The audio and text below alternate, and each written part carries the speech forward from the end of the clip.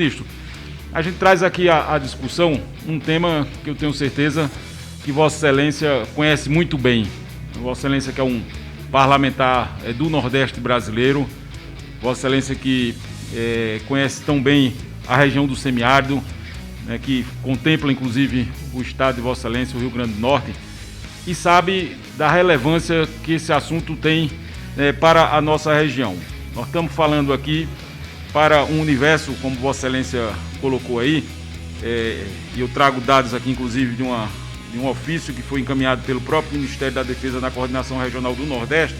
Nós estamos falando aqui para 637 municípios, que a operação contempla, a Operação Carro-Pipa, uma população de 2.100.000 pessoas localizadas nas regiões Norte, Nordeste e Minas Gerais, e uma execução do programa que necessita a contratação de 4.300 pipeiros que abastecem 47.582 pontos de abastecimento ou cisternas coletivas em toda a região. Esses números variam de acordo com a dinâmica, claro, da própria operação.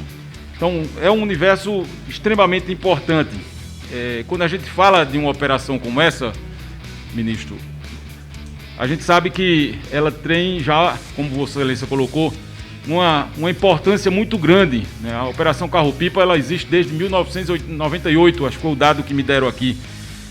Infelizmente, a gente vive ainda no Nordeste brasileiro, e a gente está falando aqui para a região que tem o maior semiárido do mundo, né, com essa chaga do abastecimento de água. As pessoas sequer ainda têm, em pleno século XXI, o direito a ter água para o abastecimento humano. Não estamos nem falando do ponto de vista daquilo que pode ser destinado à produção agrícola ou até de abastecimento e consumo animal. Estamos falando para as pessoas poderem ter o direito a sobreviver. Essa é uma realidade que sempre teve presente, sempre foi muito dura. E ela é mais dura ainda nesse momento que a gente está vivenciando, ministro. Por isso que a gente fez questão de fazer esse diálogo aqui. Vossa Excelência também sabe que essas consequências que nós estamos vivenciando da pandemia, não só do ponto de vista sanitário, do ponto de vista econômico, mas sobretudo também do ponto de vista social, ela tem uma grave consequência e perversa consequência para o conjunto do povo brasileiro, mas ela é mais dura ainda para aqueles que estão no Nordeste brasileiro, até em função dos indicadores sociais que nós temos na região. O Nordeste ainda tem marcas profundas de desigualdades sociais. Então, quando a gente vivencia a suspensão dessa operação numa realidade como essa, ela nos remete a gente ter um caminho a ser apontado o quanto antes, sob pena de a gente vivenciar no Nordeste brasileiro um tempo que a gente imaginou, e eu tenho certeza que Vossa Excelência também conhece muito bem essa história, um tempo onde a gente via que as pessoas, por não ter condições de sobrevivência, sobretudo nos grotões do Nordeste brasileiro, ou tinham como alternativa saquear feiras, comércio, para poder sobreviverem, ou migrar para o Sul e o Sudeste. Brasília, Vossa Excelência sabe muito bem, é um desses exemplos. O povo do Nordeste é responsável pela construção também de Brasília em função da falta de oportunidade que tinha lá. Então essa é a realidade do ponto de vista social que nós temos. Então, quando a gente provocou esse diálogo com Vossa Excelência, ministro, foi no sentido da gente buscar respostas para esse conjunto de situações que nós estamos vivenciando e que não é exclusivamente desse momento. Vossa Excelência lembrou muito bem, e no começo desse ano, a gente sofreu aí um atraso na elaboração e aprovação do orçamento aqui na Câmara, e terminou que a gente virou o ano de 2020 para 2021, já sem recursos para operar e fazer chegar o abastecimento de água através da Operação Carro-Pipa. Naquele momento, nós fizemos já um pedido de informação, à época destinada ao ministro da Defesa, Braga Neto, para que ele esclarecesse, sobretudo, as preocupações nossas em relação do ponto de vista da questão orçamentária. Porque a gente sabe que esse debate do orçamento, infelizmente, ele está presente hoje aqui de forma transversal, o corte nas políticas públicas no orçamento, de forma transversal em todas as áreas das políticas públicas. A gente vê isso aqui, eu milito na pauta da educação, Vossa Excelência também milita nesse ambiente, tem cortes na educação, tem cortes na assistência social, tem cortes na saúde, ou seja, e chegou também nessa parte aqui. Então, quando chegou a virada do ano, que a gente viu que não tinha os recursos necessários, nós fomos ao ministro da Defesa e indagamos ele como estava essa questão orçamentária. e indagamos ele, fizemos a seguinte pergunta: quanto foi o orçamento executado pelo programa Carro-Pipa em 2020? Quanto está previsto no orçamento de 2021 e quanto foi executado em 2021? Eu vou ler, ministro, me permita aqui a resposta, até para bater já com os dados que Vossa Excelência acabou de falar aqui, em relação à questão orçamentária, porque a questão central é a questão orçamentária. Disse o ministro Braga Neto na resposta a gente: com relação a 2020, foram executados 497 milhões, eu vou arredondar, em 2020. Para 2021, a expectativa é de que serão necessários em torno de 672 milhões de reais. Entretanto, a disponibilidade de orçamento federal para a pasta atual, no atual exercício financeiro, é de 500 milhões de reais. Até o presente momento, e aqui nós estamos reportando a data que foi respondida esse ofício em maio, temos um total de disponibilidade de 211 milhões de reais. Ou seja, naquele momento, já no começo do ano, já se alertava para aquilo que a gente ia vivenciar. Ou a gente faria a recomposição do orçamento do Ministério do Desenvolvimento Regional, para que fosse feita essa parceria com o Ministério da Defesa, ou a gente iria vivenciar esse momento aqui. Então não foi um fato imprevisto, dito pelo próprio ministro Braga Neto, né, quando colocou essa situação. Então, eu acho que é muito importante nesse momento, ministro, que a gente tenha, de fato, uma resposta objetiva, não só daquilo que vai ser a retomada daquilo onde será paralisado, porque Vossa Excelência acabou de anunciar aqui que a partir do dia 11, né, eu entendi aqui, eu até anotei aqui algumas situações, falou até na capital de Pernambuco, em Recife, né, falou também em São Bento do Una. Eu quero crer que tem outras situações que já poderão sofrer paralisação.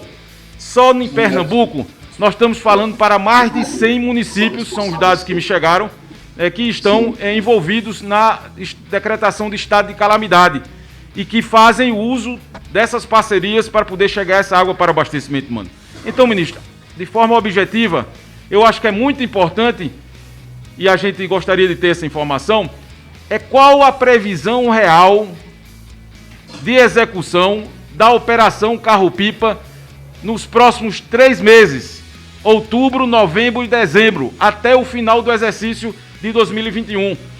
Qual a situação, e aqui eu peço um recorte, até por representar aqui o estado de Pernambuco, e está falando aqui para 106 cidades que estão localizadas desde a capital, como Vossa Excelência citou, na região metropolitana. A gente está falando aqui da Zona da Mata, do Agreste, do Sertão de Pernambuco, que estão ansiosos por essa resposta. Eu andei circulando muito pelo estado nos últimos dias, e como essa audiência a gente tinha comentado que ela aconteceria, desde que a gente fez a primeira convocação aqui, convite do ministro Braga Neto, onde eu chegava, e eu tenho certeza que Vossa Excelência, como uma pessoa que circula e dialoga também com a população do Nordeste, deve ter tido também muito essa indagação. As pessoas perguntavam: Danilo, o que é que vai acontecer com a Operação Carro-Pipa? A gente vai ficar sem água para beber? Eram essas perguntas que as pessoas faziam, e isso me inquietava muito. E eu disse, a gente tinha feito esse convite, essa convocação, e a expectativa nossa é que a gente, de forma objetiva, a gente tenha resposta. Eu sei que algumas, deputado Luizinho, não estão todas sob a responsabilidade do ministro Rogério Marinho. Esse é um trabalho que é feito em parceria com o Ministério da Defesa. Nós temos aqui já pactuado, e eu quero agradecer aqui a mediação feita pelo deputado Luizinho, presidente desta casa, né, desta comissão, para que o ministro Braga Neto venha aqui na próxima quarta-feira, dia 19. A gente espera o ministro Braga Neto aqui também como quem executa lá na ponta essa operação também. Mas da parte do Ministério do Desenvolvimento Regional existe uma inquietação, sobretudo do ponto de vista orçamentário, porque quando se indagou o Ministério da Defesa sobre a suspensão dessa atividade, o ministro Braga Neto, respondendo também a uma indagação nossa, quando perguntamos se o governo federal possui alternativa, ele disse: o Exército Brasileiro atua como partícipe do programa, cabendo ao MDR e outros órgãos a condução da política de combate aos efeitos da seca. Ou seja, tem parcelas de atribuições que o Ministério da Defesa diz que é de vossa responsabilidade, e Vossa Excelência também diz que algumas parcelas são da responsabilidade do Ministério da Defesa. Então, para concluir a nossa intervenção, de forma muito objetiva, mais uma vez aqui agradecendo a sua disposição para esse diálogo, respostas objetivas. quais municípios do estado do Nordeste, dos 9 estados do Nordeste, de Minas Gerais e de Espírito Santo, que fazem parte da operação, terão suspensos o abastecimento de água pela Operação Carro-Pipa.